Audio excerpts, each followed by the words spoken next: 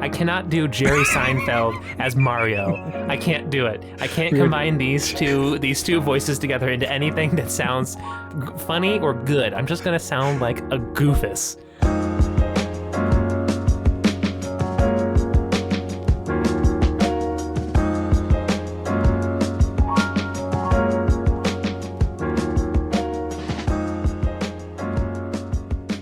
I was trying to think of a song to sing, but like about Bruce Willis? No, just anything really. Just any song? Yeah, to be honest, I had my heart set on Sharp Dressed Man by ZZ Top, and I was gonna try and put podcast in there. I don't even know the lyrics of Sharp Dressed Man, really. I know the rhythm and the notes, but I don't know the lyrics. Does he even say Sharp Dressed Man? He says Sharp Dressed Man, yeah. In the chorus, Sharp Dressed Man. Oh, wait, now I remember. Because every podcast crazy about the Sharp Dressed Podcast.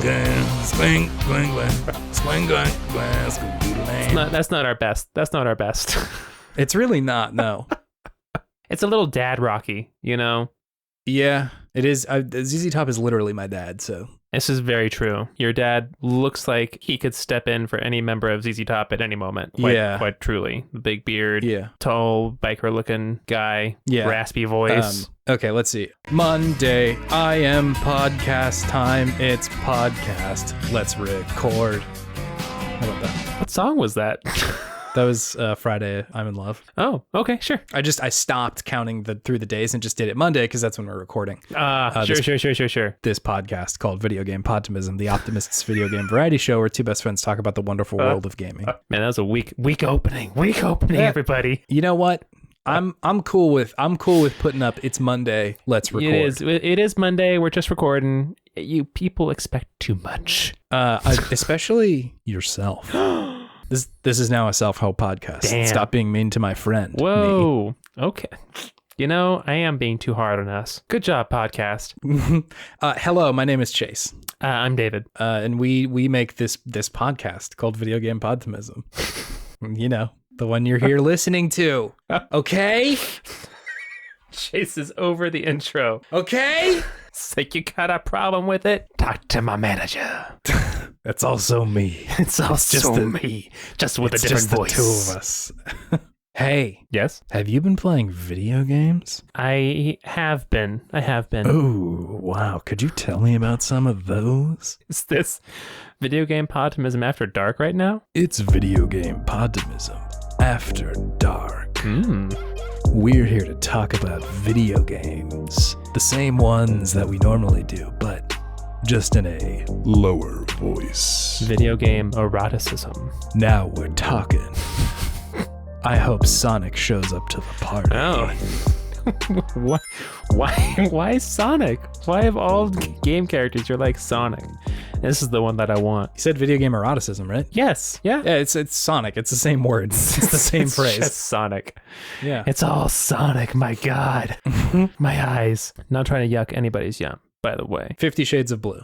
50 Shades of Blue. Wow. Sonic the Hedgehog. Sonic the Hedgehog. Oh no, that's not what I said. No. I hadn't intended for that. Okay, we're way off track right now. Have you played video games? I have. I've played still pretty much the one video game. The old ring, huh? The old Elden Ring. Yeah. It's still ringing me up. I can't put it down. Pretty much all my time is spent being tarnished and getting runes and getting big and beefy and exploring things and getting my ass kicked sometimes. Yeah. I was in Caelid for a bit. And Caelid was too scary after a while. It's red and spooky. It's red and spooky, and I play with my headphones on, and the music is just like very unsettling. And I'm just like, I can't right now. I can't do Caelid. Yeah. So I switched over to Raya Lucaria. Okay, yeah. Which was very fun. And I beat the boss. Oh, wow, nicely done. Got the next great rune. Uh-huh. The fingers are like, hey, go and fight the main boss now if you want. I'm just like, I'm going to pass on that. I think I need to get a little bit stronger. But yeah, I activated a great rune. I did that.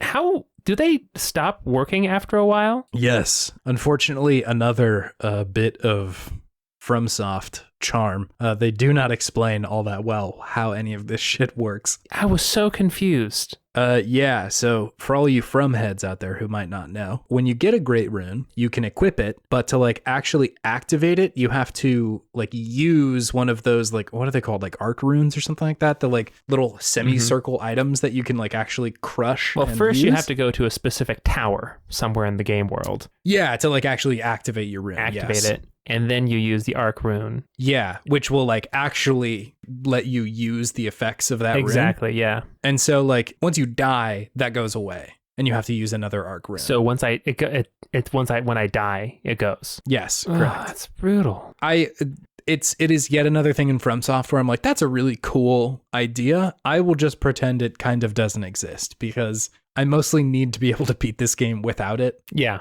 Because if I'm just relying on it, I'm gonna burn all of those and then eventually be left stranded with none of them. Exactly. Yeah, it's Stuck. like it's not going to be good for bosses. It could be good for like going through like really crowded areas of enemies, I guess, of like smaller, easier enemies to kill. But like if I'm running into a boss and just like expecting to die a couple times before I like learn the movement patterns, like it's not helpful. It's just not helpful. Yeah, if you feel confident, you can usually be like, I'm just gonna pop one of these and see like if I can get over the finish line with this guy. Mm-hmm. But yeah, if it's your first time, like don't do that. It's gonna be painful. Yeah, you're gonna lose something that's worth like 3,000 runes and just kind of rare, those arc runes. There aren't many of them in the game. Can you craft them later on, or is it just like there's a finite number of them? I again, because I kind of ignored it, I didn't ever really look for a craft recipe for those. Sure. So I don't know, David. Well, good to know that other people are confused as well by it. But yeah, still a very fun game. Yeah. Leveling up old Bobby. Oh yeah, Bobby B. Bobby B. Getting him nice and strong. Yeah, just doing the dirty old dex strength and faith build. Mm-hmm. I've realized I have kind of just turned myself into the tree sentinel. Yeah, just big and beefy. I'm big and beefy, and I'm using that weapon that he uses. Oh yeah, it's a sweet weapon. The golden halberd or whatever it is. Right. Mm-hmm. Does a lot of faith, like holy damage, and a lot of strength damage. And I'm like, this is my jam. And I'm just whamming people with that thing. Feels good. Yeah, that's pretty much, besides the games that we are going to be talking about in this week and in future weeks, I think that's pretty much everything I've been actually playing video game wise. I played Bananagrams with my girlfriend and her family. That was fun. Cool. Hell yeah. Bananagrams good. I love the meta with Bananagrams. Bananagrams slaps. I love Bananagrams. I'll banana anybody. A very transportable game too. Mm-hmm. Like, easy to just be like, do we want to bring Bananagrams? Yeah, why not? Yeah, why would we not? It's easy peasy. Toss it in the tub. It's just tiles, so it just like conforms to whatever space it needs to fit into. It's not like a big box or anything. If we ever stop having enough video game content, just switch to board games, baby. Let's go. Yeah, let's go. I'm ready. Let's do it. But how about you? What games have you been playing? Let's see. For most of the last week, was either on a plane or in a sort of Airbnb situation. I was in Savannah, Georgia for a wedding, which was wonderful. Mm-hmm. But had not a lot of console video game time. So just ended up playing a lot of Steam Deck content. Mm-hmm. So a couple things. I haven't mentioned that I've been playing this recently, but I've dipped back into Roguebook. I talked about this a while ago. Roguebook is a deck builder from a while ago. I feel like I talked about it when I was talking about Griftlands. I feel like they came out at sort of similar times. Sounds familiar, yeah. Yeah, and like it's interesting. I'm sure my thoughts about it are pretty similar to what it was back then, but I've just been devoting more time to actually playing it. And I'm glad that I have because when I played it last time, I mostly just made it through like one run and was like, okay, I'm good with Roguebook. Mm-hmm. And like most other deck building roguelikes, this one has the sort of like heat thing from Hades, not from Hades, but similar to Hades. Sure. You can increase the difficulty for like extra rewards and stuff. Exactly. Yeah. And so oftentimes in the deck builders, you can get to those new difficulties one at a time. So like you beat, a run with 1 difficulty, then 2, and then you unlock 3, and then 4, and so on and so on. And so doing that, I did that the most with Monster Train, but I'm doing that with this one as well. And it's really good. I think the deck building games shine in that scenario, it shows how malleable and diverse those games can be. Because like if you're going up against these like really challenging situations, the deck games, like if the game isn't balanced correctly, it's going to be just like brutalizing to run through that stuff. But with this game and Slay the Spire and Monster Train, like there are just so many ways to make a good deck that you can beat these really hard challenges. You kind of just have to like know what kind of deck you're building, and you just inherently get that sort of game feel the longer you go on. Yeah. And so it's been really good. It's replaced my going to bed game. Sure. So just more deck builders, baby. It's very good. Bring them. Let me devour them all. So that was a playing game for me. Playing game. I also played Onimusha 2. I finished this one. Ooh, nice. I think I talked about this last time. Not a super long game. I think it was like 12 hours or something like that, which for me, perfect. Chef's kiss. That's don't need them longer than that. Yeah. Nice. It was really weird. Like I said last time, I was really hoping that the way that they were setting these characters up was going to pay off in some sort of way. That seems pretty mean. What I should say is like in the first game, that was a little brutal. It was a little brutal, and like I enjoyed this game. I'll say that like at the top of the discussion about this one, I enjoyed playing this game. It's really good, just like kind of action game fodder. It's like watching an okay television show to me. Like this isn't going to be on the top of like my list for anything, but it's like it was fun for playing the video game. Sure. But like there's plenty of stuff in there that I'm like, these are all very bizarre decisions that they're making with this game. Sure. That if you needed to be critical about it, or if you were trying to put a score on it, you could definitely, quote unquote, take points away or whatever. Ooh. But that's not the purpose of this show. Sure ain't. So to back up just a little bit, the first game, Onimusha 1, is this sort of Resident Evil style game set in like 1500s Japan. You play as this dude named Samanosuke, who's like going up against this demon horde led by Nobunaga Oda. Ooh, big name. Big name. The story of that game played out a lot like a Zelda game. I think I've mentioned this before. It feels like kind of mythical in a certain sense. Like the beats of the story are broad enough that I don't really need to look at the characters very hard because they fit into such stereotypical archetypes. Sure.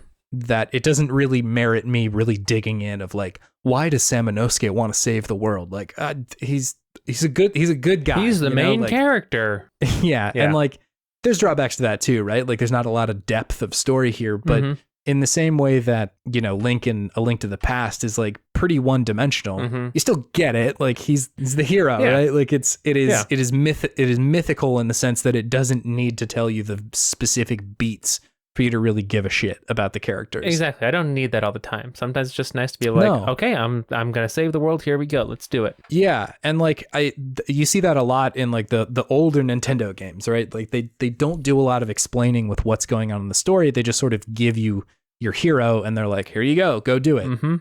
And it's sort of up to you to like build a little bit of your own in your head, the sort of headcanon of like why any of this is happening.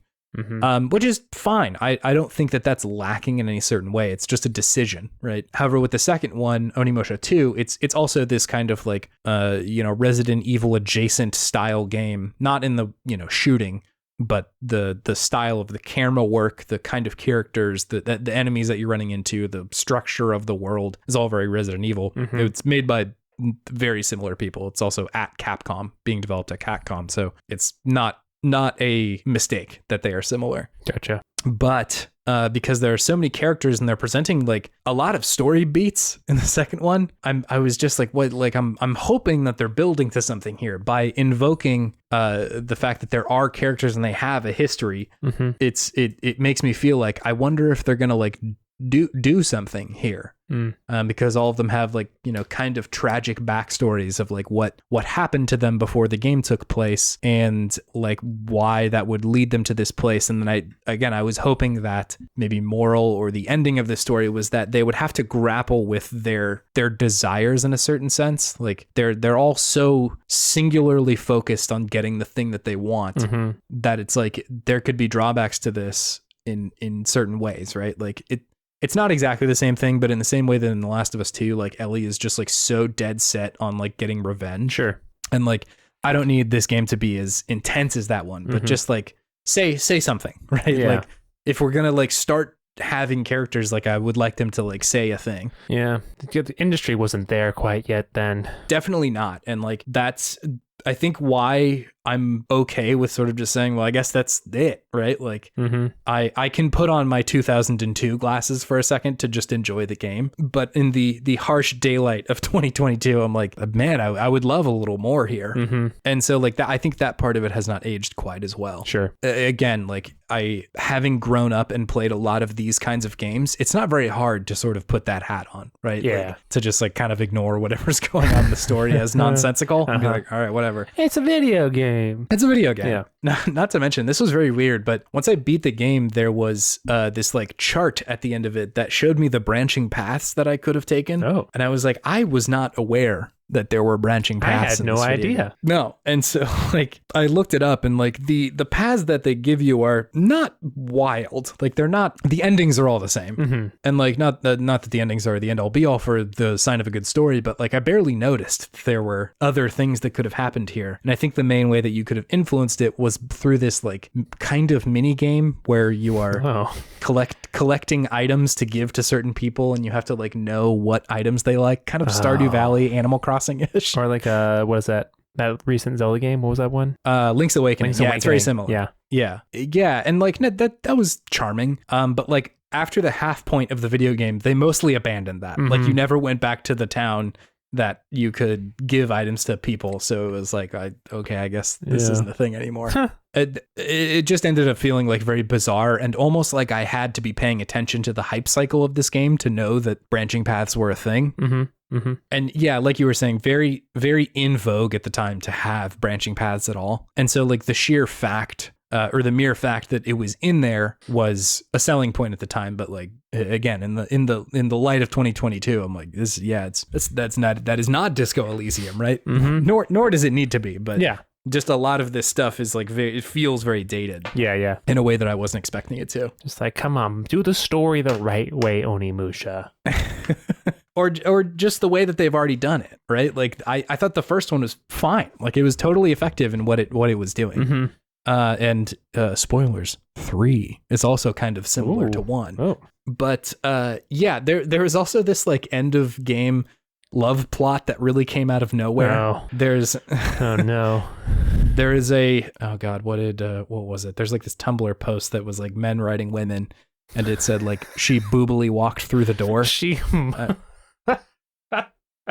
You know what I mean, boobily.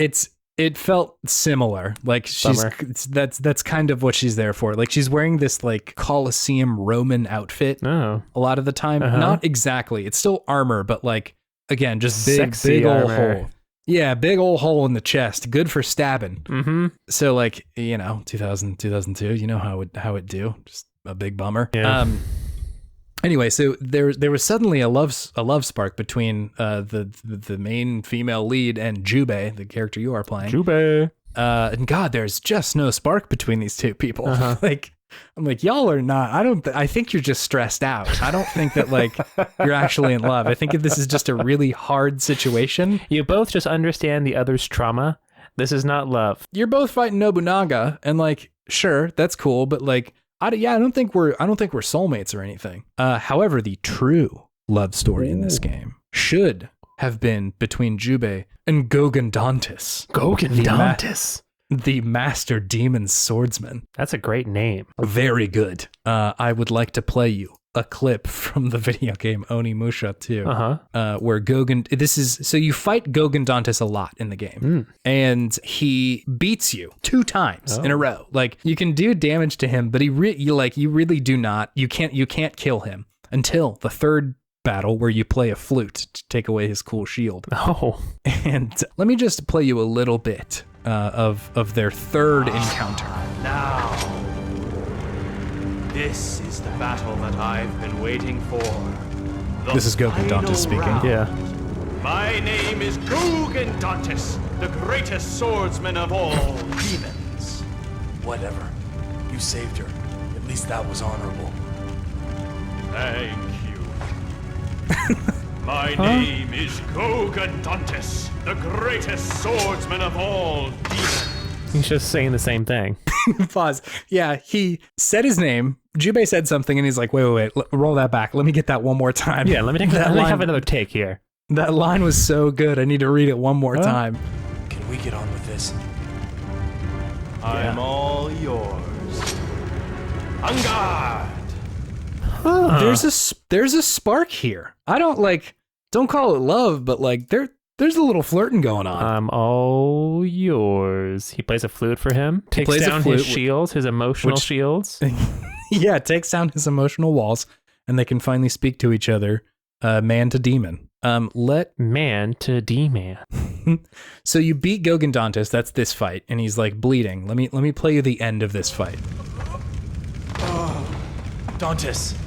So hold on, we've already got a nickname. Dantes. It's no longer Gogen Dantes. Yeah, Gogen Dantes is one word. By the way, everybody, it's not first name Gogen, last name Dantes. It's Gogen Dantes. And so Jubei rushing over with a nickname in hand as he's dying. Dante. Magnificent. You've become so strong. Dantes. Nickname. So impressive. Now, please do one thing for me, Jubei. Mm-hmm. Tell me my name. Your name is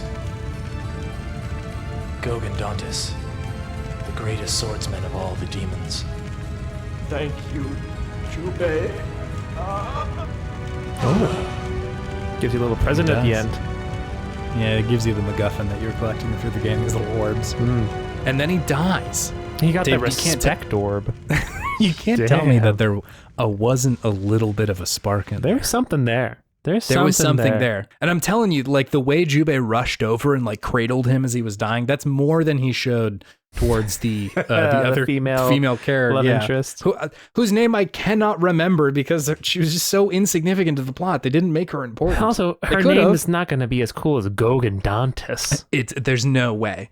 Even the shortened Dantes is not. It's not as cool as that. That man became Dante from Devil May Cry. It's a prequel. Wow, that man, Albert Einstein. Yeah. Nice. Seems fun. It's bizarre. The game is very weird. And so like that, the story parts of it are kind of rough, but like those parts of it I really love. Just where the voice acting is bananas. The characters are just unhinged.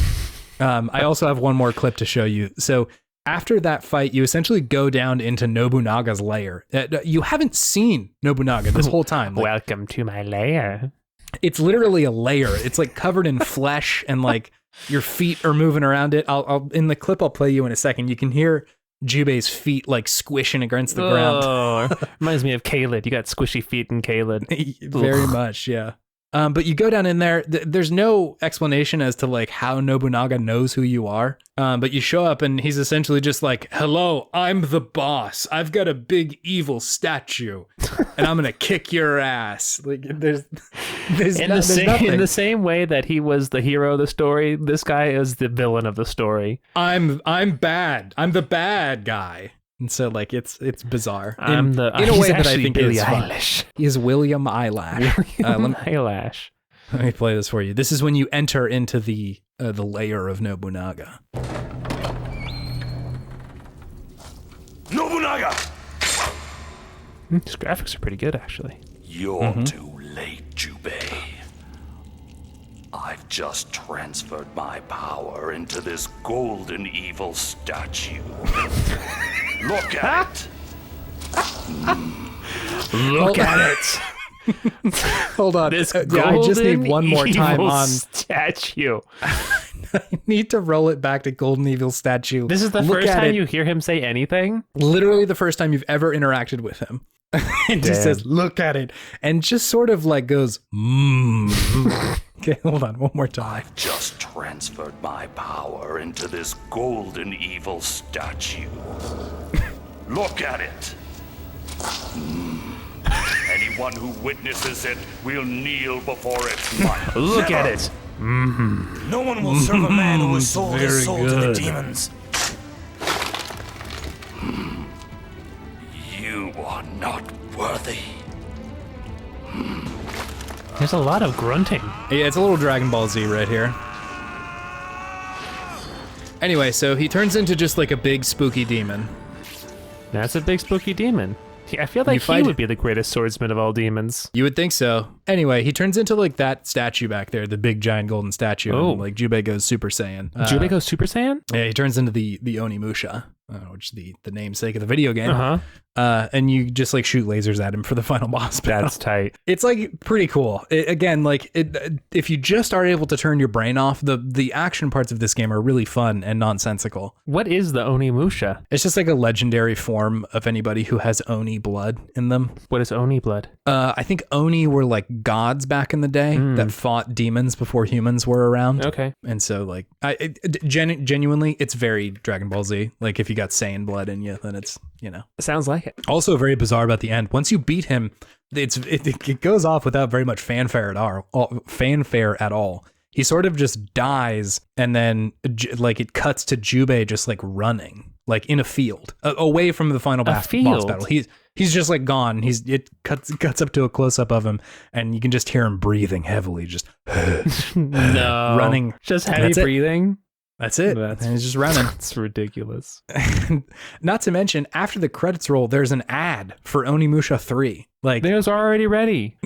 Oh my god. These games came out very, very quickly compared to one another. Like, Onimusha 2 came out a year after the first one. I think Onimusha 3 came out 2 years after 2. So, like... They just can't do that anymore with games. They just take so much longer now. Yeah, it does take quite a while. So, like, it was bizarre to see a full-blown ad in the game that I just beat for the one that is coming out soon. Damn. That's funny. It was wild. Anyway... I think all in all, the feeling that I got from beating this game and playing it was just that it all felt quite rushed. Like I could feel them wanting to finish the game. They wanted to finish 2 so they could get the 3 already.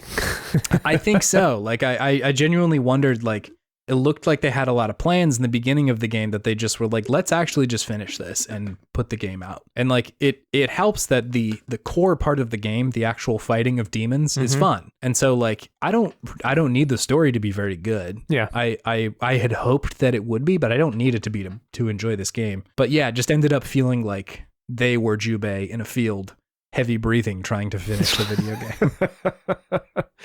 We've made it to the finish line. It was a sprint the whole way. We just sprint a marathon. Yeah. Anyway, so that was a cool game. I then moved on to Onimusha 3. Wow. You in the Musha mood. I was in that mushy mood. Onimusha 3 Demon Siege is the name of this one. Okay, so Onimusha 3. It is the third entry in this game. Uh-huh. It came out 2004. So, okay. You know, not too long. Or actually, no, that's wrong. No, that's right. To April 27th of 2004. It is immediately better than number 2 for me. Damn. There's why? A lot of things. So one, they changed the control scheme pretty dramatically. Mm-hmm. In 1 and 2, it was the sort of like Resident Evil tank controls where you press up and it moves you forward. Sure. And you have to use the directional pad to do that. Oh.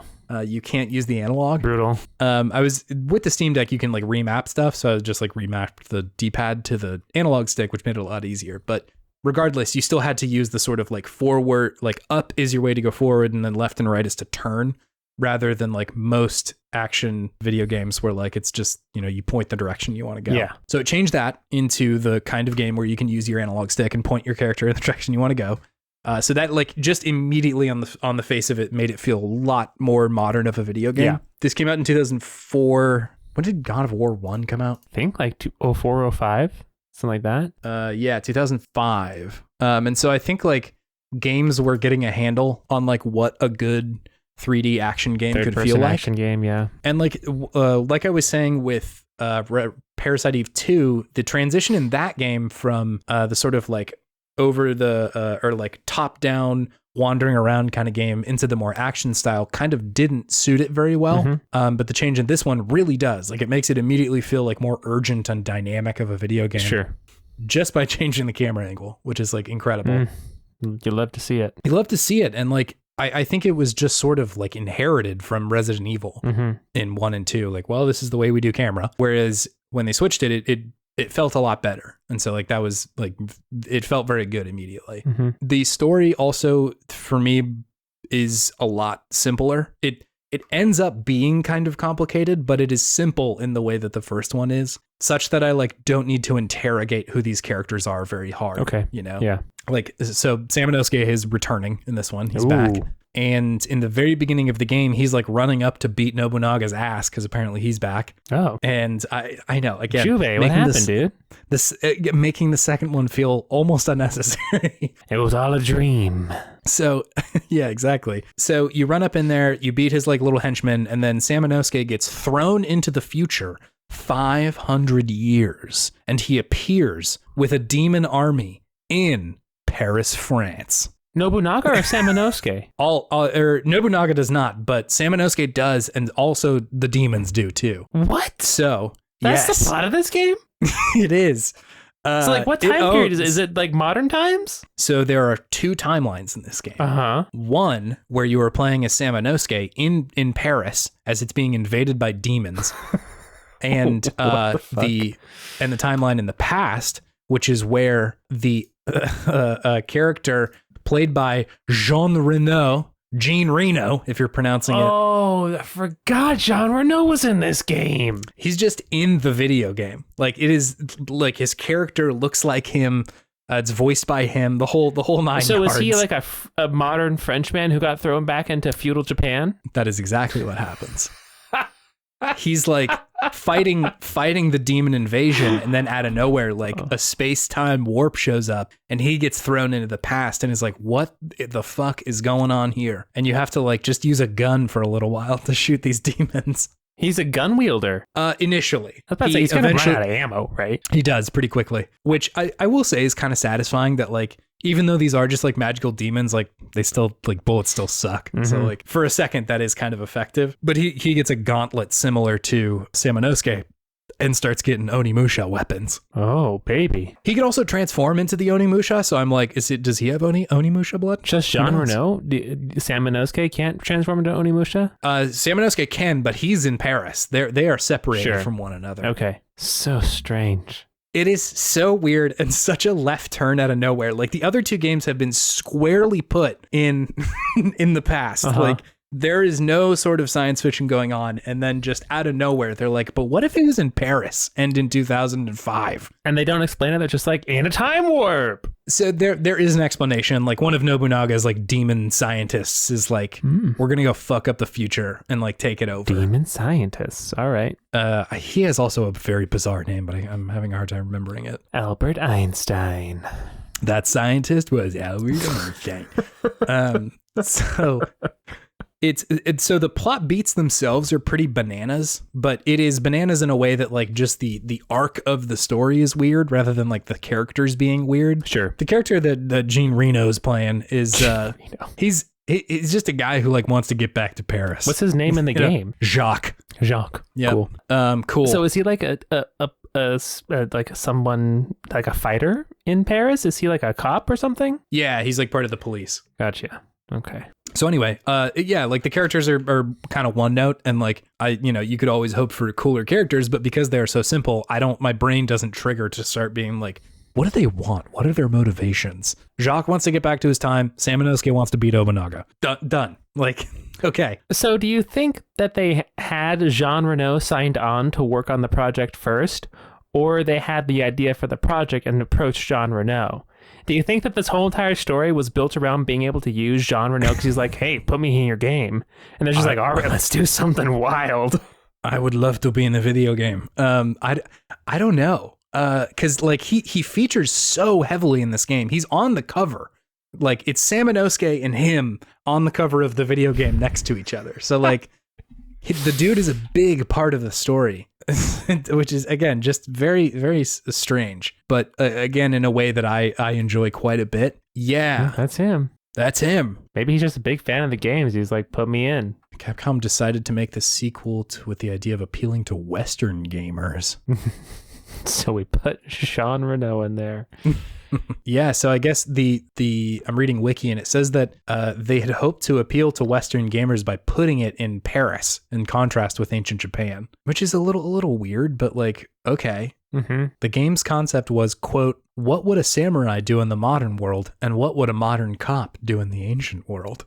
I'm cool if that's it. if that's all you If want, that's like, where I'm this cool with that. started, I'm okay with it. Yeah, You know what? Yeah. I accept it. In order to fit the game's setting, the staff chose the French actor Jean Reno as a model for the new actor of Jacques. Additionally, in order to make sure the game was realistic, Reno worked with Capcom staff to make Jacques' motion capture and French voice acting. Inafune of Keiji Inafune, the legendary game designer, compared Reno's role with Takeshi Kanashiro's work in the first Onimusha game, as both actors are famous. Oh, is the guy who plays Sam Inosuke a famous Japanese actor? Yes, Oh, yeah. That's cool. Damn, over 100 staff members worked together in the game's opening scene, which took 2 years to complete. That is fucking nuts. The Demon Siege scene? Whoa. It's crazy. Anyway, so I think like this game feels like a culmination of the first two in a way that is actually pretty satisfying. Mm-hmm. Its action is very good in a way that the first ones were kind of getting their footing with, and the story is just bananas in a way that I am enjoying a lot. Again, for whatever reason, I think at the time I was just sort of numb to the fact that was the story because I had read a lot about it before it had come out. But again, not really remembering that much of it, just booting it up and being like, whoa, we're in Paris? And like demons are attacking? That's nuts. What? Yeah. So just that fact alone is really interesting as like a story beat. It's also a pretty well-selling game, or a good selling game. So like I'm sort of surprised that they aren't a little bit more on this.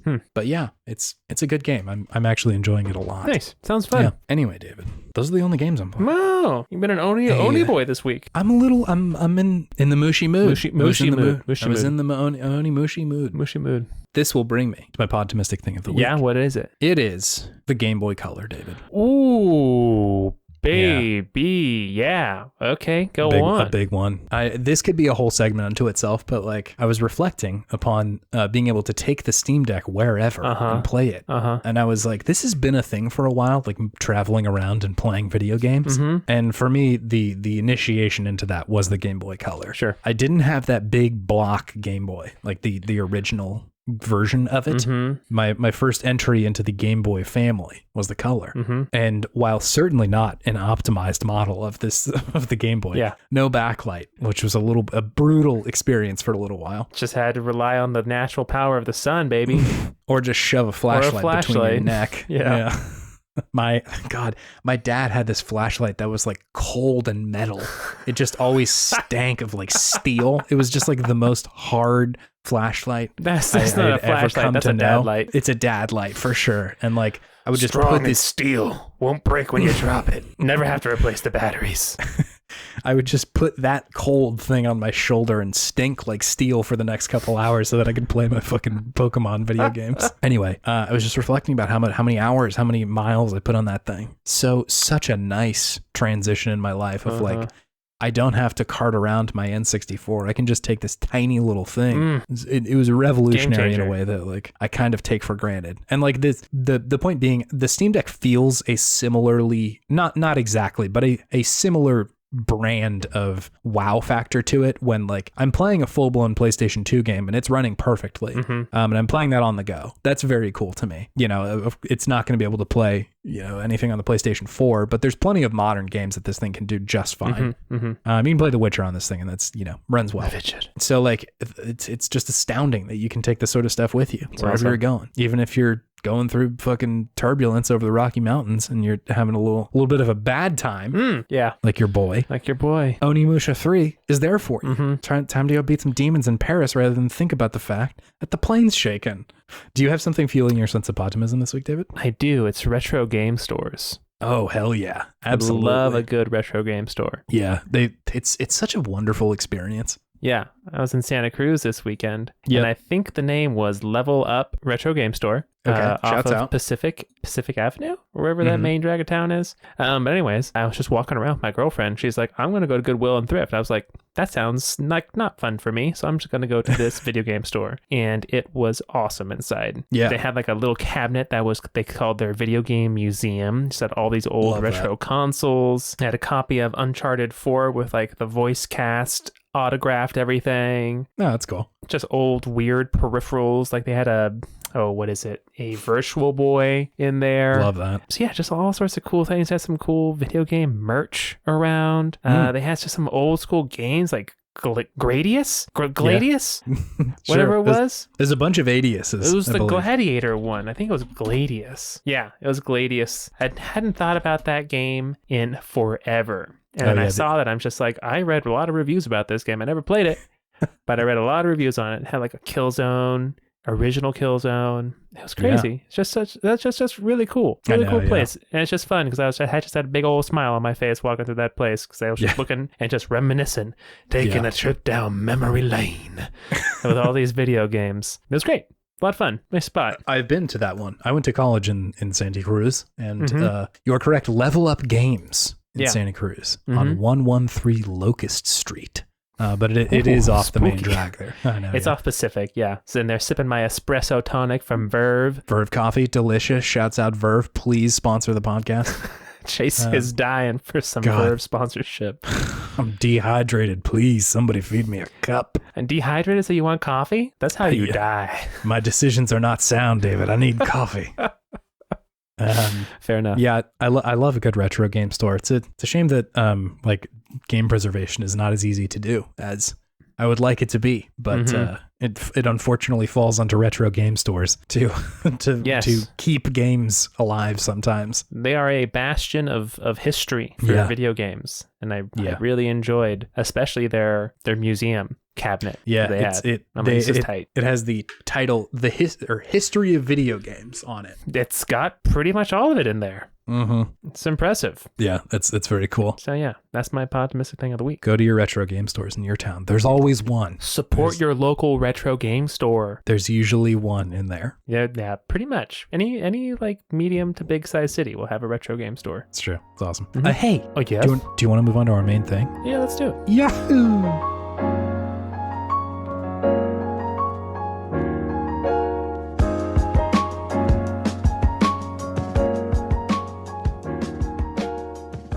Hey, David. I'm sorry, I was taking a sip of my whiskey. Yes, hello, Chase. Hello. Hey, it's Good Games. It is? It is. It's the segment where we talk about the okayest games of yesteryear and gush all the things that we love about them, occasionally dipping into games that are just good. We gushin'.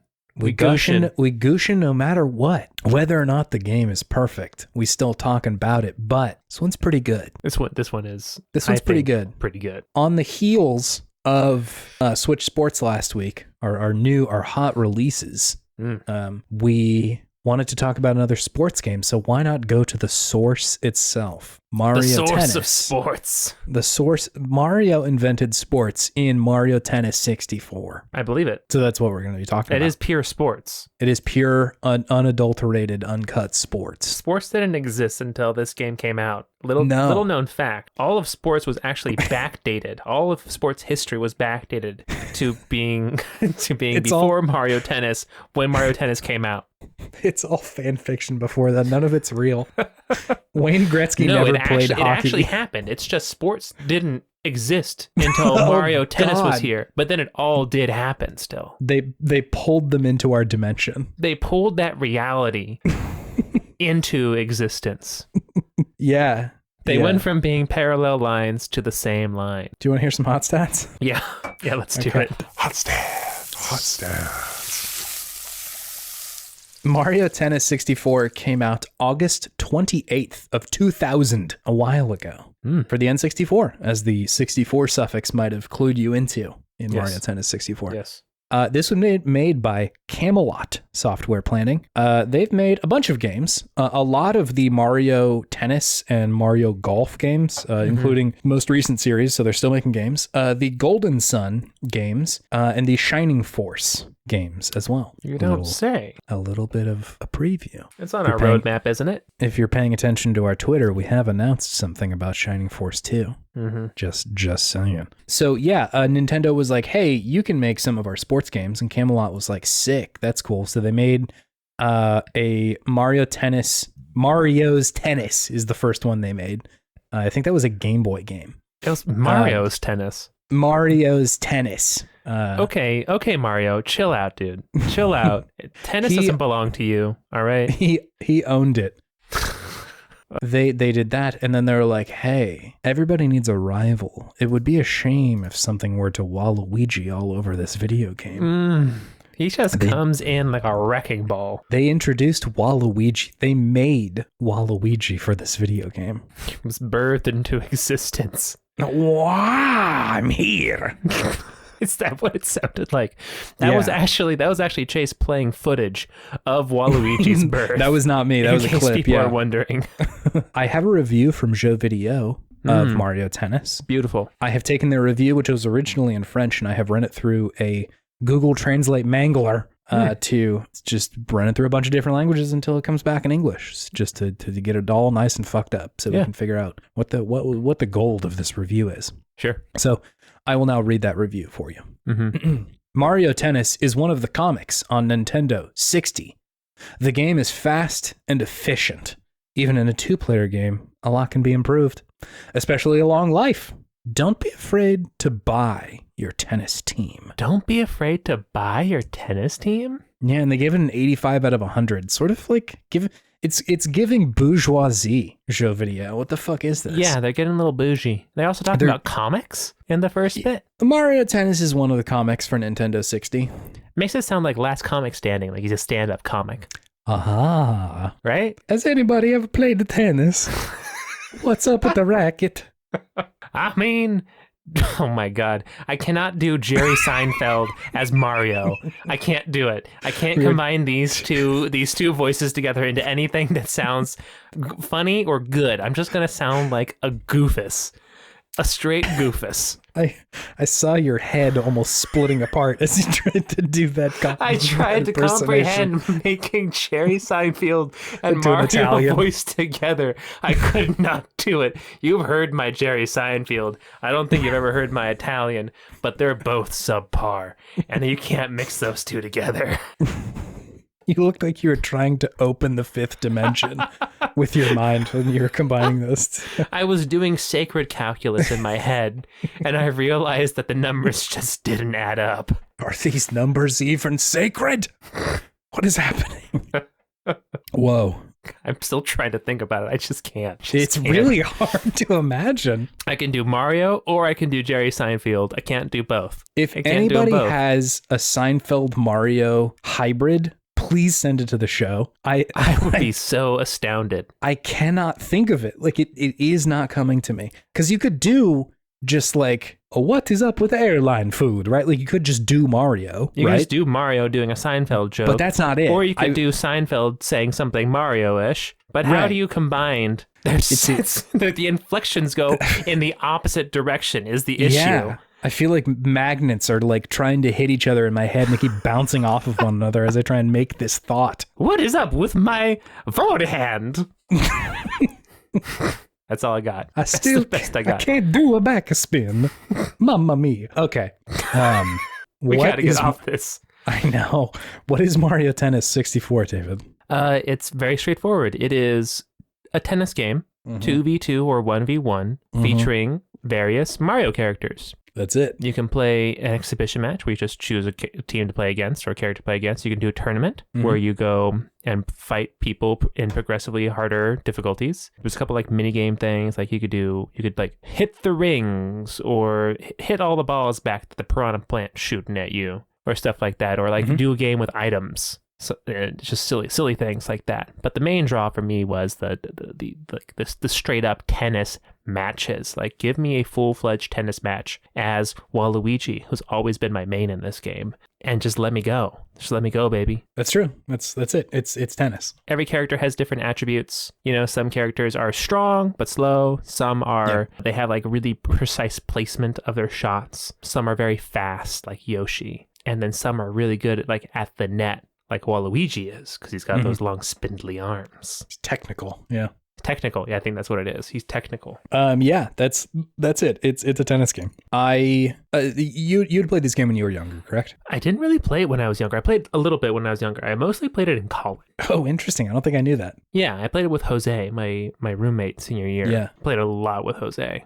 It's a good time. Yeah, it is, and so I'm sure you've already learned the lesson that I learned when I played it for the show. It's still quite fun. It's still very good. Yeah, I was not expecting that because I had played it a lot when I was younger, and I think that there was a draw at the time for games that were just good no matter what. Like that, that sounds reductive. Like, technically well-made games. Yeah, and like I don't think that tennis games were necessarily something that were being done well yet. Like nobody had really cracked that code very well.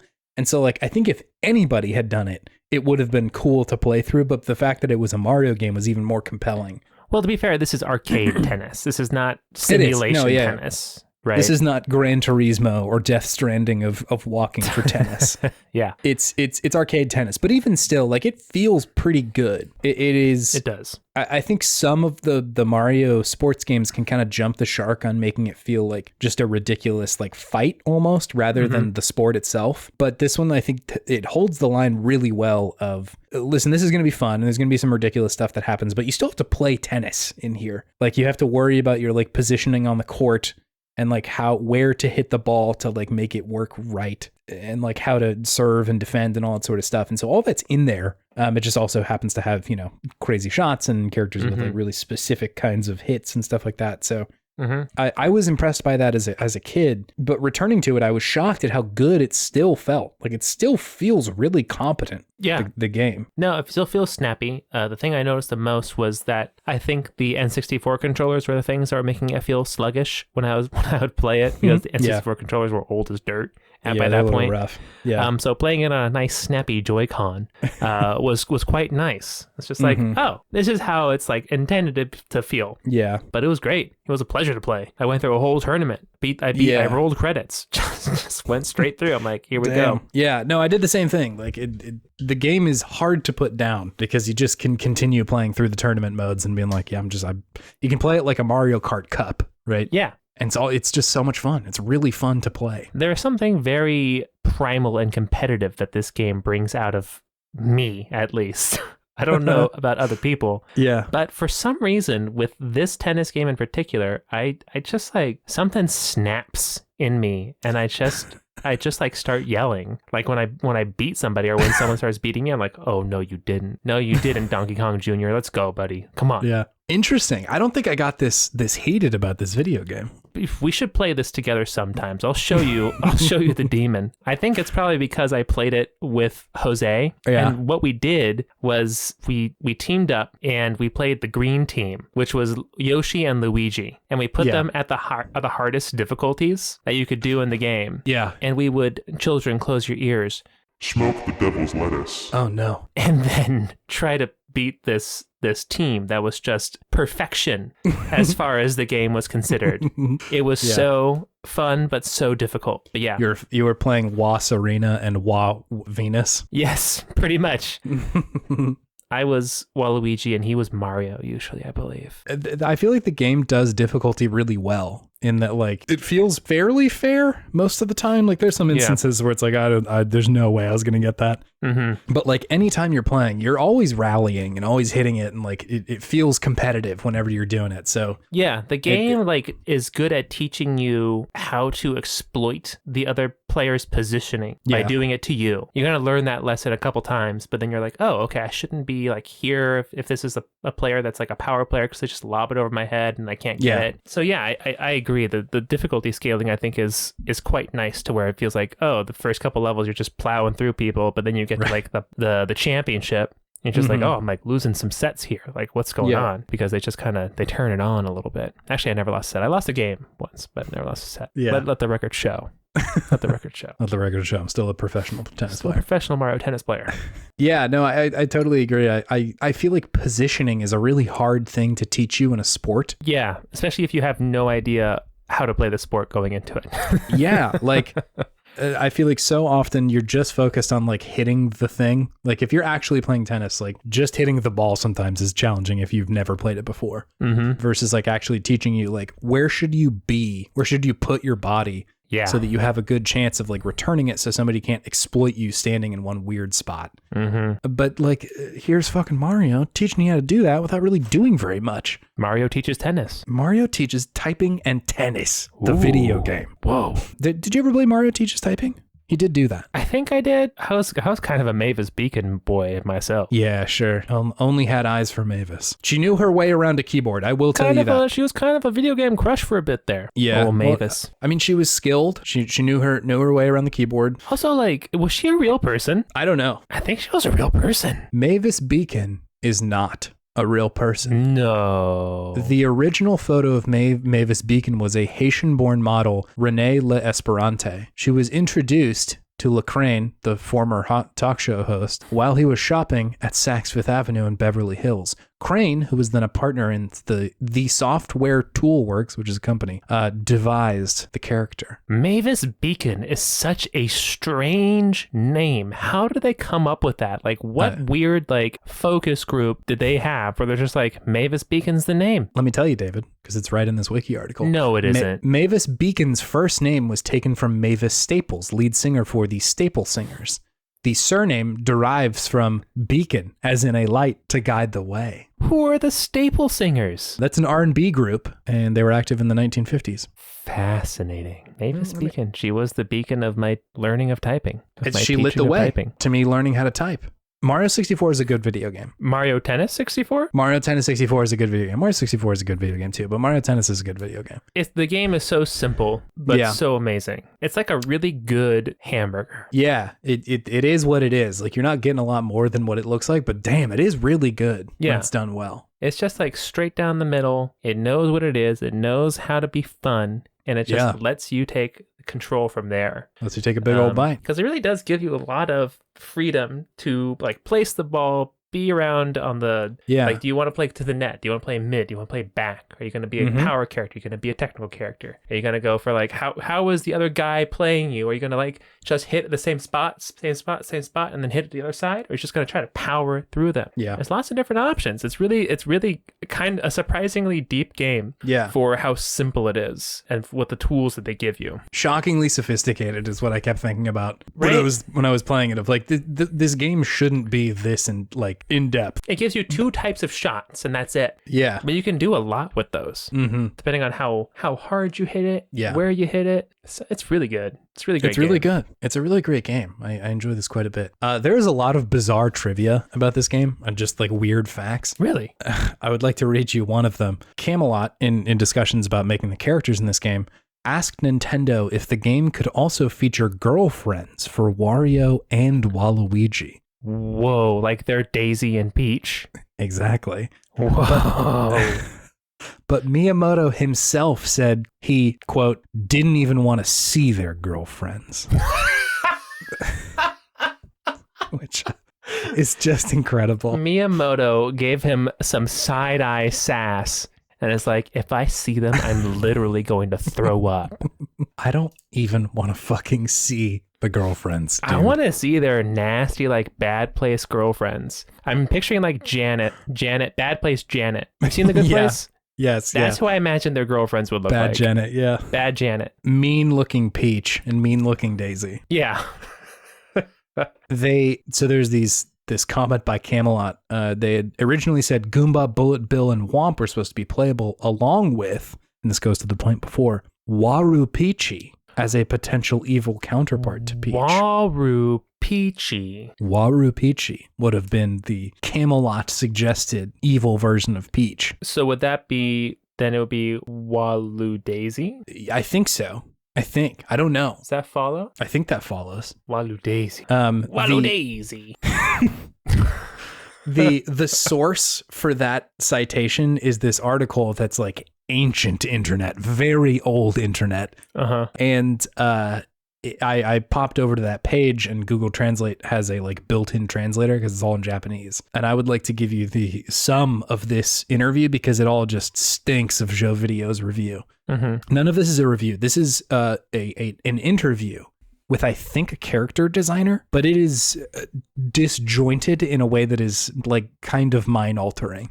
Oh, all right. I will read you the text on the page, and we'll see if we can make out any kind of this. Mind-altering is quite a way to describe something. You'll see. Semi-mind-altering. Let me read you part of this. So the article says, I don't know what it is, but I've had an incident where I misunderstood Goomba and Goomba before. Similarly, there are cases of Choropu and Indy. Aside from that, quote, I have no hands, unquote, quote, then the killer is no good, unquote, quote. How about Womp? It will appear first in Mario 64, so I think there is no problem in terms of name. It seems to be dull because it has no joints. In Mario Tennis 64, the movement of the body is controlled by the program, and it is said that it is not suitable for Womp, like a single bedrock. Since many Mario characters are characteristic, there are not many characters that are suitable for tennis, which is a human sport. Is that it? If Mario is Wario, Luigi is Waluigi. Peach is Waluigi, ... everyone. The design of Luigi expands my imagination, but it resembles Wario or Waluigi. No, then I've already drawn it, eh? A figure like Wario dressed as a woman crosses my mind. However, don't do it. I've been pulled by Nintendo in advance. Then I don't want to see it. It doesn't look cute. Sharp. It's completely red. Is that it? There's more in this article, but like, I cannot grasp at what they're saying, but the image... Or perhaps Kosum. You don't have enough eyes on the inside to comprehend what this guy was trying to describe. This was an interview? I think there's quotes in here. Like, there's quotes around these words. Is this just like poorly translated? Because this makes him sound like he needs psychiatric help. Yeah, this is some Nightmare of Mensis sort of shit in here. It's going pretty bananas. Host of the nightmare shit right here. This was a game designer for Mario Tennis 64? David, I don't know. I don't know what this tome is. You just found this. It was linked as a source for that, them saying that they didn't want to see the designs of Waluigi's girlfriend. I was told by Nintendo, no, that's not cute. There's a little more. Who is Catherine? At Mario USA, explained a staff member familiar with Mario. Who is Daisy? It's on the back of the Mario. Open instruction manual, but it seems to be Luigi's girlfriend. I'm not sure if this is true or false. It's human. It's good. Daisy. It's a valuable existence because it has a few normal body shapes. Later, Nintendo said, Princess Daisy, so I knew she was a princess from a certain country, just like Peach, ... I did not know. So is this implying that Wario and Waluigi are not human? Are they demons? I'm kind of getting that sense. Maybe they're demons sent from Nobunaga's army. I was about to say, did Oda Nobunaga send Wario and Waluigi back from modern Paris to Japan? Oh, wow, I was sent from Oda. Wow. This might be the missing link of Nintendo lore right here. This might explain a lot. Yeah. Is there any mention of Birdo in there? Birdo's nowhere in this article. Okay. Birdo is in this game. Yes. Birdo is a playable character. It's true. It's true. That is a terrifying and fascinating article. It's very weird. I'm hoping that it's just translated poorly, because otherwise that's too scary for me. It's definitely translated poorly, but me oh my, there's a lot going on in here. Yeah. Just the last bit says, how about Goomba? ? I don't think it's Goomba. No, it's Goomba. Just how simplistic, but how very forceful the answers are is kind of what is disturbing about it. Yeah. You know? There's a lot of certainty in the way that this article is being written. There's a lot of certainty about what people are saying, about questions that are very open-ended. So it implies that there is a lot of context that we as the reader are not getting. Don't have. Yeah. That there is like a lot of insider knowledge that these two people who are talking have that we are not privy to, which is that's the mystery of it all. That's the mystery of it all. We're currently seeing the light dancing on the inside of the cave, and we have not seen the true world yet. This article is the light. Exactly. On the cave. We have not seen the giant scary monsters on the side of the buildings yet. We don't have enough eyes on the inside. Mm-hmm. This is the Mario Bloodborne crossover we need. I have no hands, then the killer is no good, is a wild thing to include in this article. That's scary. That is a scary sentence. Yeah. Are you saying that you are the killer and you are no good because you have no hands? Is that what the implication is? Yeah, or the person who they got to kill you didn't do a very good job. Because you don't have hands and you're still alive. Also a valid interpretation. It's literally poetry. It's literally poetry. They should put this on the AP Lit test. Analyze this. To what degree is Waluigi a demon sent by Oda Nobunaga? I mean, that is my headcanon now, is that Waluigi and Wario are demons. Sent from 1500 Japan. Sent from feudal Japan by Oda Nobunaga himself, the Demon King. I must serve my lord. Why? You call this podcast the Book of Revelations. A lot of discoveries today. Yeah. I would love to go on and on about the actual video game Mario Tennis. I don't know if there's a lot that I have to say about it. It's great. It's good. It's good single player. It's even better if you're playing with a friend against the computer. It's so good. It is really quite challenging. Yeah. If you put both of them at the max difficulty. Yeah. And if you handicap yourself with The devil's lettuce. as they call it. Sure. Yeah. But great time. Great time. It's fast. It's snappy. It never overstays its welcome. The games are bite-sized. Mm-hmm. You can just kind of do whatever you want as far as how long you want to play. Really just a joy. Yeah. It's a joy. good. Yeah. Also, Luigi utters hit the fucking hardest phrase he's ever said. Did you watch the full intro of this video game? I was about to say, I need to talk about the intro for a second, because the intro is a little wild. It is nuts. They're all just like playing tennis, and then Waluigi and Wario appear, I'm assuming from Nobunaga himself. From the depths of hell. Yeah. And Waluigi like initially tries to intimidate them, and like Luigi, a man known for his cowardice. He's just like, oh no. He sees Waluigi's like, this fucker, I'm not going to let this one step on me. He literally says, Luigi's not afraid. Luigi's not afraid. Did you hear him say that? It's so ridiculous. I did hear that. They talk so low underneath like the music and the sound effects. It's hard to hear what they're saying, but they do say some pretty hard lines to each other. Luigi's not afraid.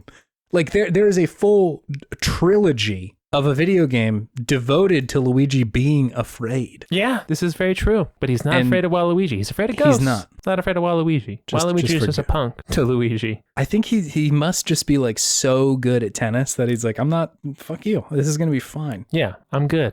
Daisy's here. I'm going to impress her. You don't have Walu Daisy. Or Walupichi. Walupichi. Walupichi, right? Oh, yeah. Yeah, no, you're right. I don't even want to see what their girlfriends look like. I kind of do. Bring them out in the next Mario game. I would really like to see what their girlfriends look like. Like they could have easily replaced the rabbits in Mario Odyssey. Yes, it's true. Right? Yes. Just saying. I'm just saying. Bring them out. Anyway, to close this segment out, Mario 64 good. It's on your Switch if you have a Switch. If you have the Nintendo Switch Online. Yeah, it's there. And like, again, very playable right now. Not like this is a fun little trip down nostalgia lane. Like, very good tennis. No, it's still good. It is a solid tennis game. It's just great. I fucking love this game. This game is awesome. Really play it with your friends. Yeah. Do they play online? Is this game online capable? Can you play other randos? I haven't tried, actually. I think you might be able to, because I've heard that they do that for these Nintendo Switch Online games. They did the Mario Kart you can play online with your friends, which at launch was pretty brutal, but maybe it's gotten better. Is there a way that you could play it and I could play it and we could play it together? If I can find my Nintendo Switch, which has been missing since the bachelor party. You got the Steamy D and you've just thrown your Switch. I have abandoned to the sidelines. Yeah. It's missing? I think it's at Hales. I'm pretty sure it's at Hales. I just haven't asked him. Wow, you've abandoned your child. Yeah. You've abandoned your boy. You're too busy drinking up the delicious milkshake of the Steam Deck. You don't need it anymore. Yeah. But that's good for me because I'm just going to get better at Smash than you now. So it's true. Anyways. Mario Tennis 64. Good game. Good. Play it. Good.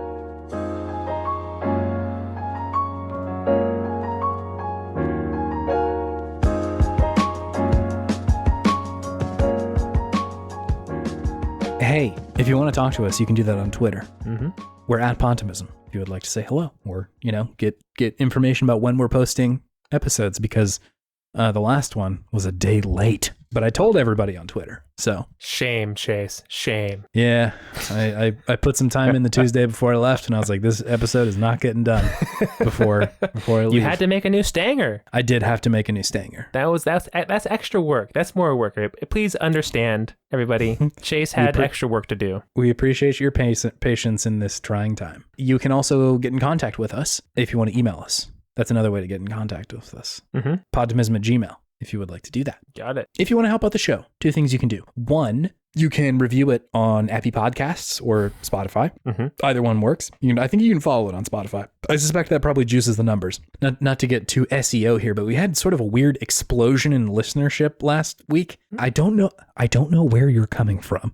So like, if you're new, who are you actually? I feel like there must have been some list or something that we got included on that I'm like, where? So if you're one of the new people, hi, hello, welcome in. Also, tell me where you came from. Go on Twitter. Who are you? Where your grandma? ASL, please. Where your grandma stay? Yes, I got you. Kendrick is back. Yeah. Also, probably the more effective way to do this, which maybe it's just this natural growth. You could share it with a friend if you would like to. That's an easy and probably the better way to get people to take a chance on Podtimism. So appreciate all of you boosting the Podtimism lifestyle. Boost those numbers, baby. Appreciate that because we love making the show. So yeah, it's always good to get it more out there. A few thank yous. Number 1, Scout Wilkinson. Thank you, Scout. It's a Scout out. Scout did our art for the podcast, and she crushed it. Yeah. And she continues to crush it in her daily endeavors. Yes. Thank you, Scout. Known gem, Scout. Known gem, Scout Wilkinson. So thank you, Scout.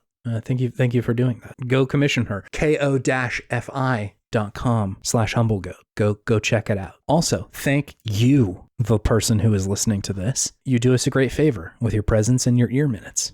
We love having you here. We love making the show. So it's awesome that you've decided to spend a little time in this headspace with us this week. Thank you. Means a great deal to both of us. So I support you. That thing you're trying to do this week, I know you've been like maybe not looking forward to it, but I think you can do it. I think you can, and I think you'll do better at it than you anticipate. Agreed. Yeah. Agreed. Just put your best effort in. Yeah, and I think that's going to be plenty. I'm proud of you. David, do you have any gaming wisdom? If life sends you 2 demons that are the inverse of you and your best friend? buddy, you're obligated to fight them. This is just a fact. It's just a fact, okay? Yeah.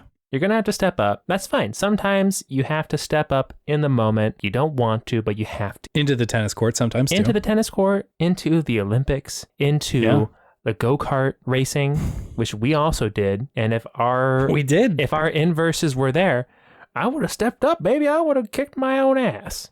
Kicked my inverse ass, right? That's just what you got to do. Sometimes life throws you challenges that you got to answer, and you just got to step up to the plate and hit it out of the park, baby. Your inverse Walla David shows up. David. This is a known thing, actually. Remember? Yeah, David had a goatee for a little while, and he absolutely was David. I was evil David. David. David walks up, and he's like, "Hey, I have an evil spell on you, and the only way you can escape is by doing an impression of Mario and Jerry Seinfeld." That's going to be a tough one to step up to. Oh my God. Deep breathing. Here we go. What's up with Mario? It's me, Jerry Seinfeld. That's the best I got. And then our podcast recording software shattered as we tried to open the 5th and 6th dimension. We're both banished to the shadow realm. Our counterparts taking over our lives. No. With Chase and with David. Welcome to episode 105 of Video Game Pessimism. God. No, that's terrible. Anyway, see you next week. Yeah. See ya. Bye.